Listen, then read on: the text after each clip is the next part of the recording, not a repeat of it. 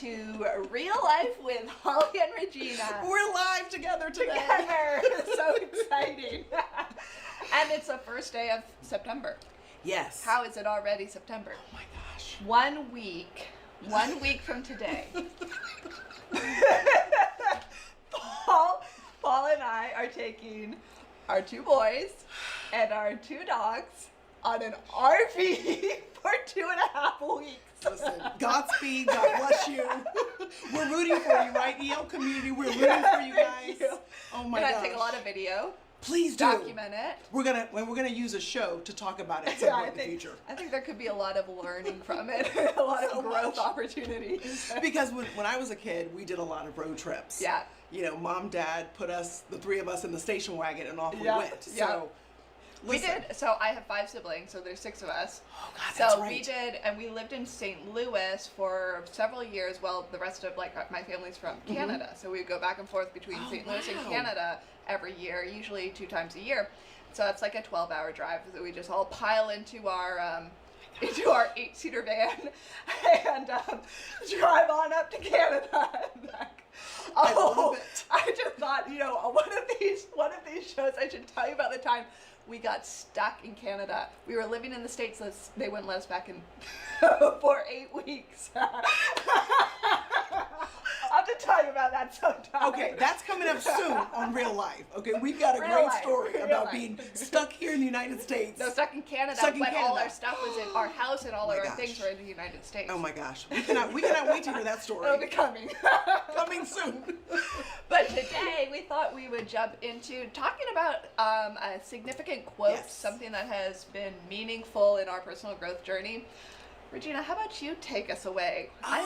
We haven't even shared with each other what our No, quotes we are going haven't, to be. because So. we wanted it to kind of be a surprise to Yeah. one another. And so, but first, Holly, I mean, having a favorite quote, Oh that's my like gosh. trying to have a favorite book. I know. So that's a little impossible. So Yeah. I'm sure this is a topic we'll revisit again. Yeah. But I remember, and certain quotes, they just resonate with you Yeah. so deeply that they Yeah. stand out. And I remember it was 2009. I was at a Keller Williams team meeting, and we had a guest speaker come in, local guy, local motivational speaker, Kit Cummings. And I was so excited because I knew that deep in my soul, that's what I wanted to do one day. Yeah. So Kit comes in full of life, full of energy, just an amazing speaker. And then he quotes Howard Thurman near Okay. the end of his talk. Okay. And he says, "Ask not what the world needs. Ask what makes you come alive and do that, because the world needs people who've come alive." Wow. And he said that, and that was like he personally reached out and touched me in the heart. Yeah. I knew that was the truth. Wow. And it was such a powerful quote to me, and I'm like, oh gosh, to be alive, what does that mean? But when you hear that, you're like, you can't help but feel excited about the possibility of this being alive. What I thought was interesting, I was doing a little research on the internet, Yeah. and I found a guy that actually criticized this quote. Really? Yes, and I Huh. read the whole article. Yeah.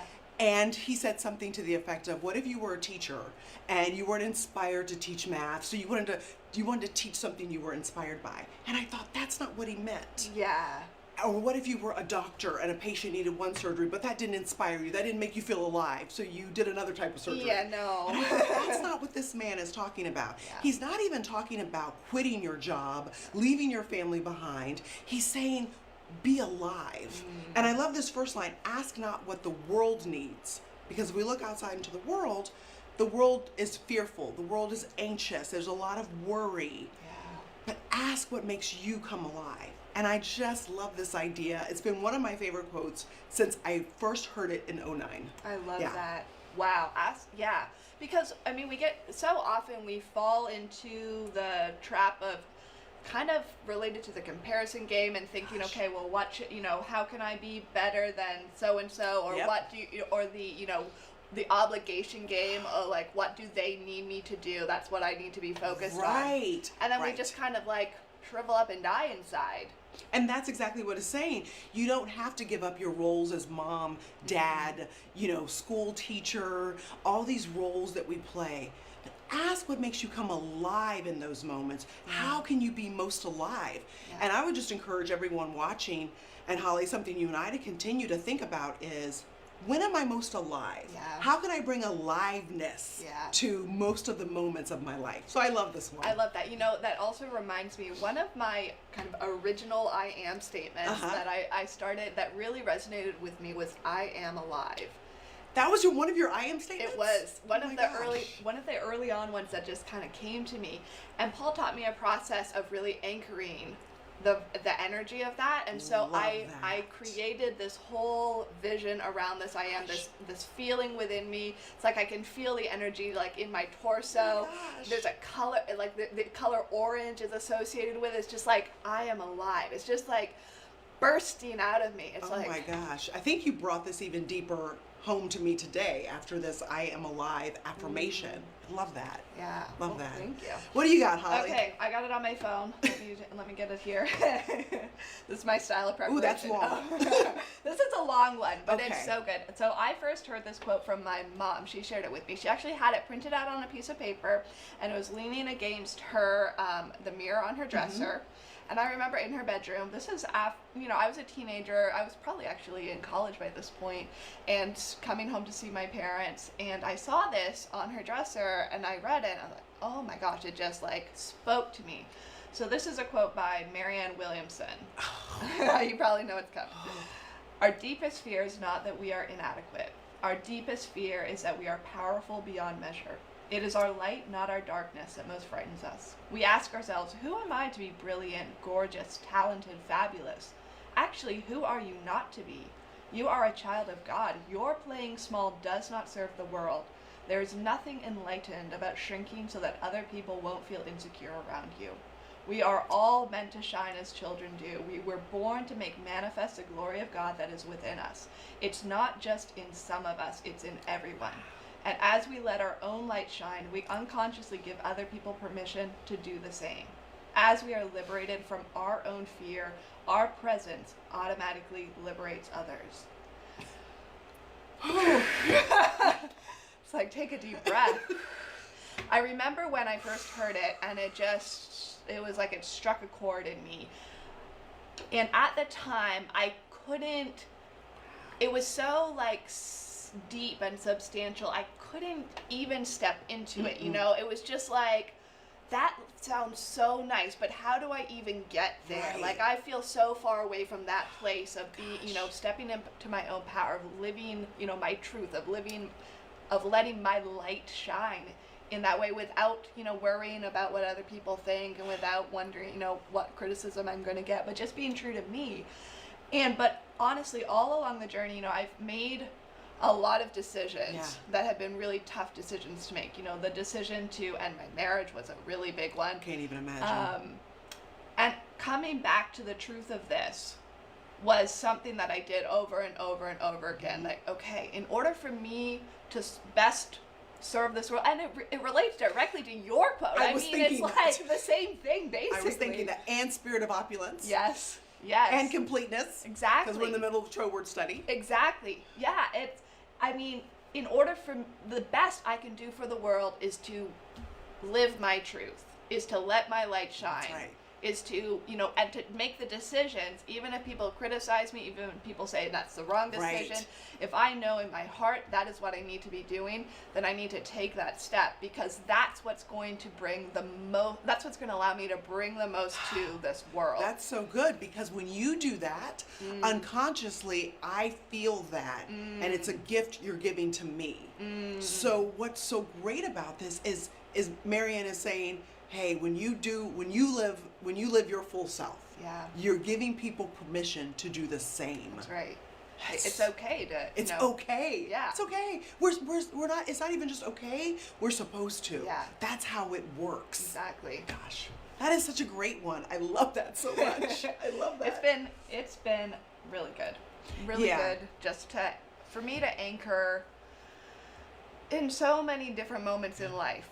I mean, I can think back to so many different pivotal moments where I'm like, okay, you know what? I'm going to take this next step forward, and I know I'm going to get, I know that I'm going to get criticism. Right. I know there's going to be a lot of people who say, no, you shouldn't be doing that. That's not the right decision. That's not the best for your family. That's not the best for you. That's what keeps us stuck the most. Yeah. More than anything else, it's that what will other people say? Mm-hmm. And these quotes that we're talking about and Troward, we're really learning, and it's anchoring within us. That's how life is supposed to be. Yeah. Full, potential realized, aliveness. And when we don't do that, are we really living? Yeah. And other people need us to do that, whether they know it or not. That's right. Whether they know it or Yeah, not. you know, I think about the people who have disagreed with my decisions that I believe align with this Mhm. this truth. Decisions that have allowed me to live more fully, to live who I am. And I really believe, even though they disagreed and even though, you know, they kind of fought back on some of these decisions, I still believe it was not only the best thing for me, but it was the best thing for them as well. And Gosh. you know, I've seen growth in, you know, people in my family that since I've made different steps, and I'm not saying it's all because of me, but I do feel like some sense of, you know, almost like satisfaction that, yeah, you know what, I did the hard thing, and yeah, you said you didn't, but now look how much better your life is. So, I mean, maybe that's not the right way to look at it, but No, but it is, because when we do things, it's just as you were saying, people may not agree. They may not understand. And there's that temptation for us to doubt ourselves, not even based on ourselves, but based on what other people are saying. Yeah. And you have to be able to step outside of that and say, I know that this is the right thing. Yeah. I know that this is what allows me to shine, or eventually shine, and walking in that direction, whether people disagree with me or not. yeah, And that quote right there is a big one. yeah, And that's what it does. I used to have this as a younger person. It was Yeah. something before I got married Yeah. that I actually had in my bathroom that I There could you look go. at every single morning. that's beautiful. Yeah. Yeah, it's really. This is a big yeah, one. It's a big one.